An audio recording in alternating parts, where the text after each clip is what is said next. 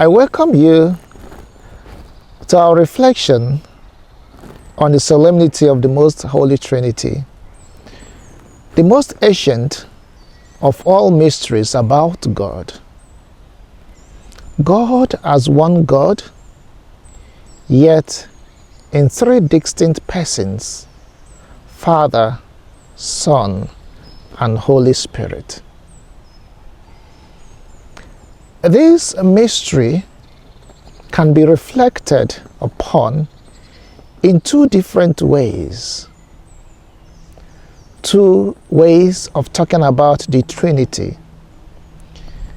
What in theology is called the immanent Trinity. God in his Godhead, as God is in himself, as one God, one nature, one essence, one substance, undivided, dwelling in unity, in communion. And then the second way is what is called the economic Trinity. God in his activities in the history of human salvation, in the history of humanity, as Father, Son, and Holy Spirit, or as Creator, Redeemer, and Sanctifier. It is true that the term Trinity is not found in the scriptures. But of course, throughout the scriptures, we have traces of these three persons being talked about, beginning from the book of Genesis, in the account of creation, especially the creation of humanity, of the human person. At the beginning, Genesis already tells us, in the beginning, God created, the Spirit hovered over the face of the earth.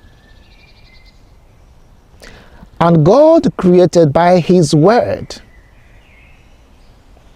The word that in the Gospel of John, the prologue chapter, or John chapter 1, verse 1 to 18, John tells us that the word was there from the beginning.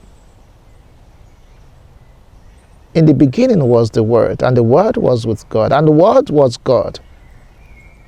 And through him all things were created, and nothing was created that was not through him. The same word that we see God creating. God spoke the word, and things were created. And in the creation of man, God said, let us. That let us is referred to as, well, some say the majestic we, but also indicating that there is something just more than one person there, yet one God. Because let us make man in our own image, not images, not likenesses, in our own image and likeness. So from that beginning already there is this aspect, this trace of the Trinity. And in the Hebrew word, the term word, dabar, also has the creative element, the creative force.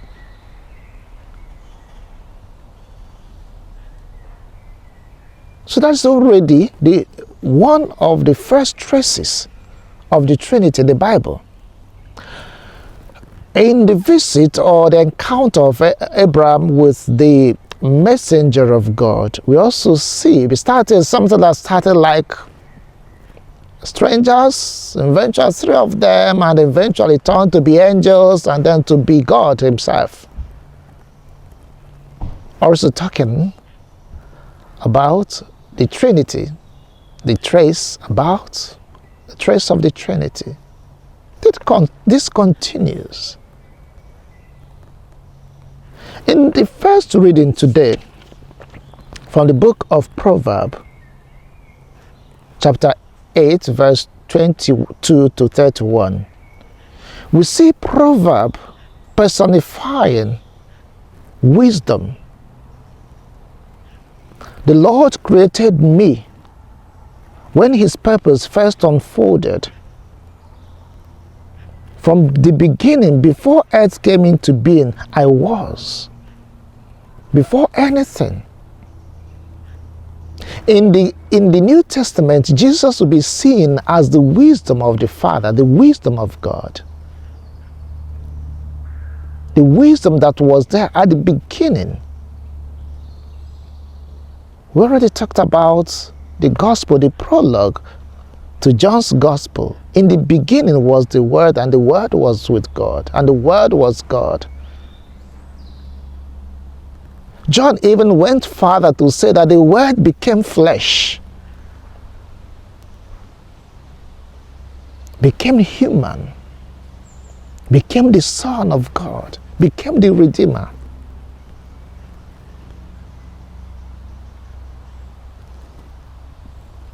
So we see the traces of the Trinity. But the most aspect of this was in the public ministry of Jesus. Jesus proclaimed explicitly the Father and himself implicitly as sent by the Father and the one who knows the will of the Father and does the will of the Father. And not just that. He reveals that the Father and himself are one. And also reveals that promise the Spirit that will proceed from the Father and the Son. Even at the beginning of his public ministry, at his baptism, the Trinity was present. The Father was being baptized. The voice of the Son was being baptized. Jesus was being baptized. The voice of the Father was heard. And the Spirit descended upon him like a dove. Already at incarnation, the Trinity was involved. The Father sent the angel to Mary. And through the power of the Spirit, Mary will conceive and bear the Son of God. There's a unity, there's a communion, there's a working together of these three persons. None works in isolation, even at crucifixion. The Son was crucified. The Father was present. The Son gave his Spirit. That's in John's Gospel. John's account of the crucifixion.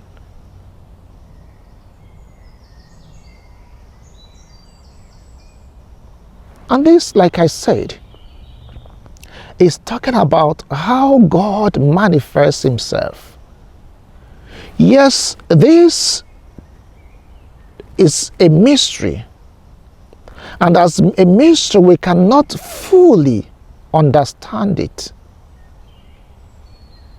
But God, communicating himself to humanity, reveals himself in the pages of the scriptures, as well as in nature.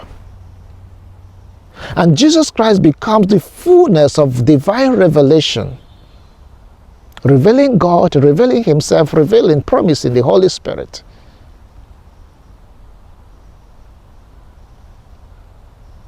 And it was the story of St. Augustine that tells us, or that with which we know that this is a mystery that we cannot fully understand. Augustine wanted to understand the mystery of the Trinity and went off to the seashore to contemplate the Trinity. And there he saw this little boy who has dug a hole with his finger on the seashore, and I was using a shell to fetch water from the sea and pour into the hole he has made with his finger. And this captivated Augustine, and Augustine observed keenly, with interest.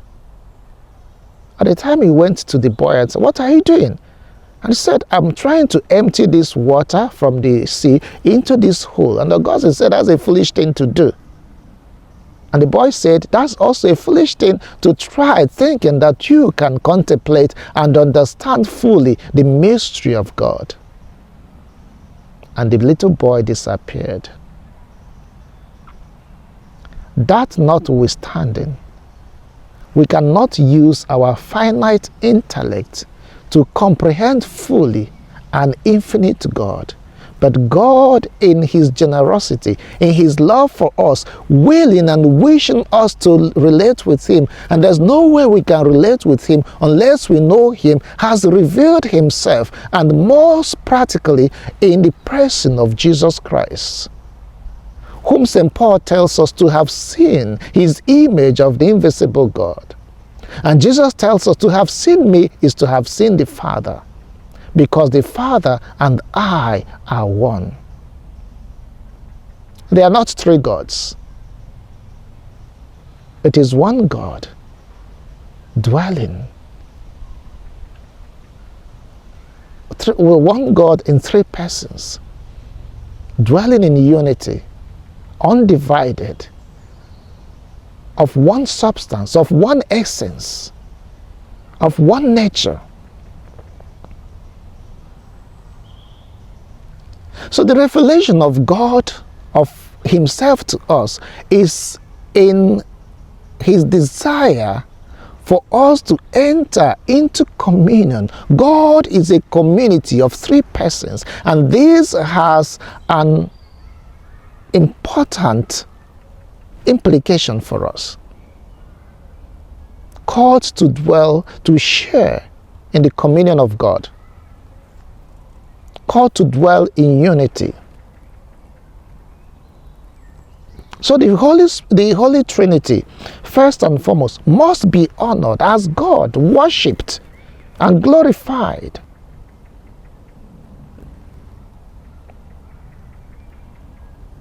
In their relationship, they bring us the good life of the Trinity for our own salvation, for our own well-being, for the salvation of the world. Out of love, God created out of love, redeemed out of love, and sanctifies, purifies us.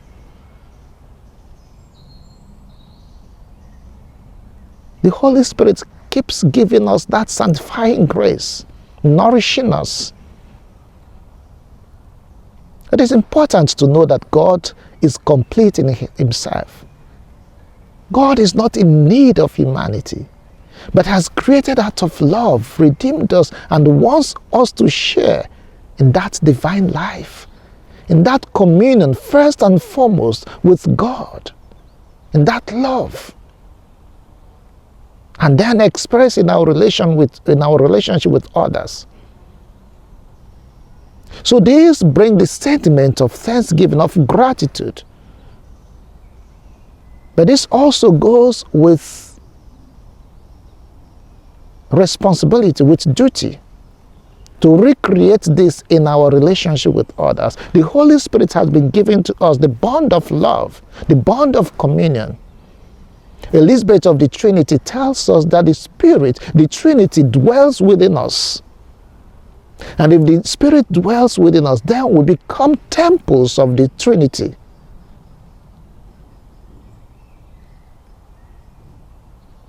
And temples of the Trinity, images of God, we are called to share that communion.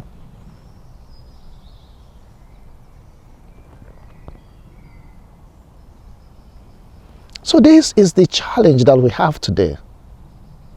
This is the invitation, this is the call to know who we are in God and what God has done for us and the implications of this, to live it out, to begin to live in unity.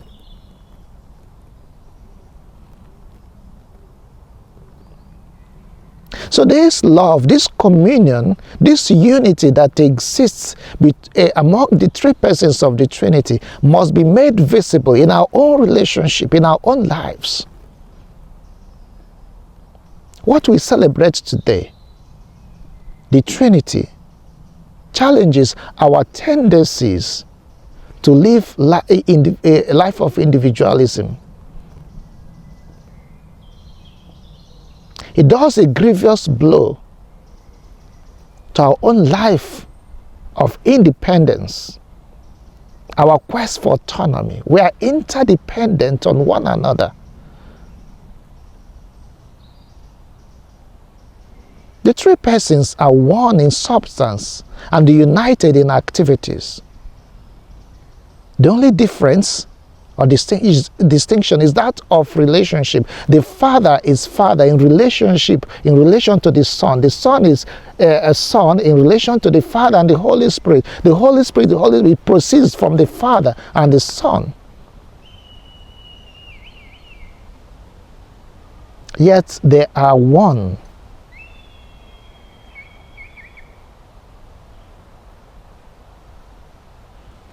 Of course, if we live harmoniously, having the good of others in mind, as the Trinity, the persons of the Trinity do, then we live more peacefully. We live in unity.